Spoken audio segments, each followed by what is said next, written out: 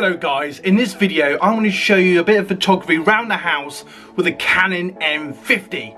I'm Dave from TVR Creators and I make weekly content on the best cameras and film gear for creators. If that sounds interesting to you, subscribe now. So on this not great morning as it is outside, I just thought I'd take the moment to talk about the Canon M50. And you know, if you've got this camera or something similar and you think, you know what, I just want to get up and take some photos, you know, you don't have to go out and about. I do recommend going out and about, but you don't have to. And I would highly recommend just go around your house, looking at objects and just seeing what your camera could do. Now what I love about the M50, for those of you that prefer viewfinders, you can look for the viewfinders, and as you see this plant over here, I can sort of take a picture of that on the viewfinder, which is really cool. But what also I really like about this, the kit lens that comes with it is the 15-45. 24 megapixels, and you can play with the ISO and shutter speed if you want to get the best picture, or you want to get that blur effect.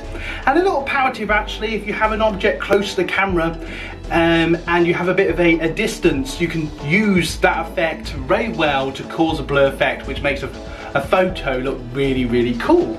But why would you do this? So, you know, I personally still love to have a camera separate from my phone when taking photos and videos, just because it feels more professional, just feels sort of separate. And if you're just doing this as a hobby, there's no reason why you can't go on a day trip like, you know, I did last year. I took my M100 and took some great pictures on that. And that has the same lens as the M50. And you're probably thinking, well, what happens if I want a better lens? What's really cool, you can just detach the lens, you can buy a big lens down the road, and it's just really handy for taking photos and videos. You can get whatever.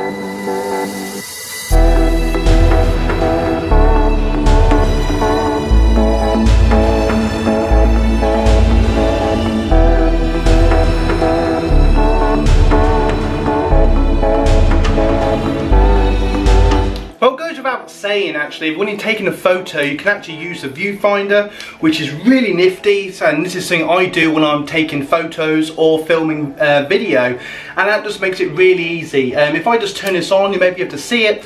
It's got low battery in a minute, but it just come on, that's difficult, isn't it? But something to bear in mind when you're taking a photo, I've got all the lights on in here. I should have used my floodlight really, but I just wanted to show you, without the floodlight, if I just show you what it looks like. So on a dark day, look, you can't see anything, it's really sort of naff, but the camera lens is absolutely brilliant at sort of adjusting automatically the light, and as you can see, it sort of sees me quite well.